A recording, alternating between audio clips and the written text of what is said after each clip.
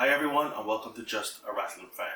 I'm Drew, and today's video I'm going to give a little history about myself and wrestling and why I think AEW is a really good thing for the wrestling industry, and especially really good for fans. Fans like myself, that some are saying or calling the casual fans. I'm not a casual fan. I don't believe in casual fan. That's kind of like saying because I casually go on dates, I only casually like women. And that's not the case. I love wrestling. I just was not happy with the current product that was being presented. Don't let me say the current product, just the product from the giant of the business. I watch ROH, I watch TNA, and now AEW. Let me go back into that history where I was talking about. I grew up watching WCW. Now, I'm not originally from America. I was born in Guyana. Let me be more specific on that, because usually when I tell people I'm from Guyana, they ask me and I say I'm from Guyana. They then proceed to ask me what part of Africa is that, and I'm like, I said Guyana, not Ghana. Like, oh, I thought you said Ghana, and I don't understand how they mix up Guyana and Ghana. But Guyana is in South America. It's a country in South America, so that's where I'm from. I grew up watching WCW. Now, when I was growing up, we didn't have cable. We didn't have access to cable in my country. So we would get HBO and USA and TNT and basically the American channels. We got that over the air, but it was not something that was consistently shown all day long. It would be on at certain times.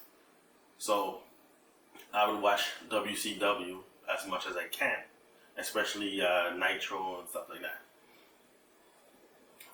That's what I was watching. My mom actually got me into wrestling. My mom was a big wrestling fan back in the 90s and the 80s. So I saw her watching wrestling, and that's when I started to watch it. Now, WWE was not something that was being broadcasted like that. My mom knew of it, but it wasn't like something that we would get to see all the time. And my mom didn't like WWE or WWF at that time, because I didn't learn about WWF until I actually came to America in 1994. And I asked my mom about it, and she said she knew of WWF, but she was not a fan of it. WCW was her thing. She was a big fan of Sting and Hogan and Ric Flair, and they were in WCW. That's what she liked. She liked Booker T and stuff like that, and people along those lines. Now, and then in my country, we would have blackouts sometimes for days, so I would not get to see it. And then in the country at that time, I'm not sure how it is now. I haven't been there since I came. I went home 2005. 2005, and I came back 1995. I came back 1996. So since 1996, I haven't been back to my country since then. So I don't know what it's like now. But when I was growing up, people would not spend a lot of time watching TV. We were out, being as a country that's always had, we were always outside. I was always outside playing with my friends, playing cricket, playing football, or as it's called here in America, soccer. So that was what I was doing, whether it's raining or not. We were always outside, like basically every single day playing. When I got to this country, my grandmother was the one who brought us up, and my dad and I would watch TV, but he would more watch it over myself, and there was only one television that she had in the home. So if he's watching, I can't watch anything. So I was barely even getting to watch the WCW. And eventually I started to watch it, and that's when it was starting. That's when it was going downhill, and I wasn't really liking what was going on there. So I actually stopped watching wrestling altogether. It wasn't until I was 18 I actually got back into it, which was around the 2000 time. Which was around 2001 when I started to watch it again. I actually liked it. Like when The Rock was there, when Stone Cold was there, and those were the people I liked. Then eventually, when they left, and even before they left, when Kurt Angle came, and I saw what he was doing in the ring, I enjoyed Kurt Angle. When Brock was there at the first time, I enjoyed the matches that Kurt and Brock had, especially on SmackDown. I even watched when SmackDown first started, and that was all great. Then I started to hear. Even so, I was watching a lot. Then eventually, I fell off again. You know, I was starting. I'm working and stuff like that. I didn't have enough time. You know, have a girlfriend, so I didn't have time to constantly watch wrestling. So eventually, I got back into it again, and I started to hear about TNA, but it wasn't Spike, and we didn't have cable, so I wasn't able to watch TNA on Spike. So eventually, once Kurt Angle left and went to TNA, that's when I decided to go out and get a cable subscription, and I started to watch TNA. And I was enjoying it there up until Hogan and Bischoff started making their changes. And even still then, I liked it better over WWE, especially, I still liked it over WWE. And that's when I felt like WWE was starting to go too much to the promo side. And don't get me wrong, I like promos. It builds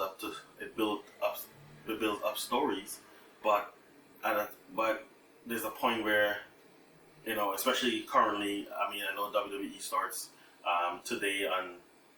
Is it today? It's Friday right now that I'm recording this. For this Friday morning, SmackDown is supposed to be on Fox and supposed to be a new era where everything is supposed to be more sports-like. And until I see it, I won't believe it because WWE always changing, but it seems more the same. So I was deeply into Impact.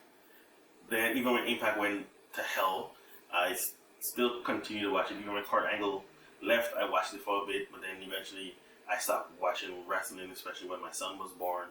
And then I started doing 2 jobs, and so I wasn't able to watch it. I didn't start to watch again, especially Impact and stuff until 2017.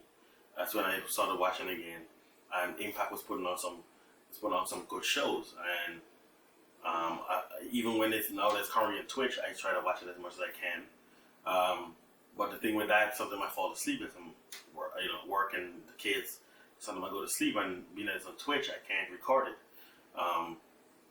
And then when I try to watch WWE, I would fall asleep. It puts me to sleep because of all the promos. Sometimes 20 minutes before you get a match. Then after that one match, sometimes the match might even be a quick match. And, it's gone. And now I actually have time to actually watch it. I was not being able to because of the problems with Impact, and then WWE being so heavily promoted. I don't really have a way to watch ROH, but then, I really have a way to watch ROH like that. So I think it's on Stadium now, and I think you can get Stadium on the Pluto app, and it's also over the air. But over the air, I'm not going to say AEW is actually pulling me back, but I think it's going to pull a lot of people back. Actually, the Elite is what got me back. Once I ran into being the Elite on YouTube, and I've known about the Young Bucks before when they were in Impact. So I know these guys, and I started watching. And I remember AJ Styles was with them, so I did see AJ Styles with them when he was signed to New Japan, when he would come over to ROH with the Bucks. So I did, so I would watch that. Then eventually when he left and Adam Cole was there, because I kind of fell off a bit. So I actually ran into Being the Elite. I didn't know anything about Being the Elite until right up before, I think it was when Adam Cole got poisoned. That's when I ran into the Being the Elite. And from there, and that's when I started to watch it. I believe that was episode, I could be wrong, but I think it was episode 97. That's from when I started to watch. So from there, therefore, I would watch every week when they put out an episode. And that got me actually back into wrestling. I started following this stuff. I was trying to watch New Japan as much as I can. I started, I would watch ROH as much as I can. Even though those were not easy, the access would have to either get a subscription, and I was not about to pay extra money. I felt that they needed to be accessible. Then when the Bucks started, the Bucks and Hangman Page and Cody and they announced all Elite Wrestling, I was so happy because I was actually hoping for them to get a television deal, which eventually they did, and now I'm actually back into wrestling. I watch all the pay-per-views.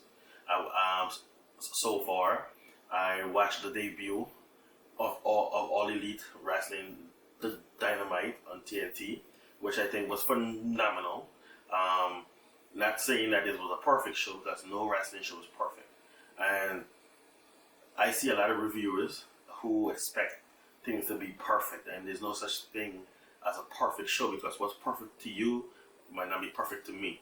What's perfect to me is not perfect to you.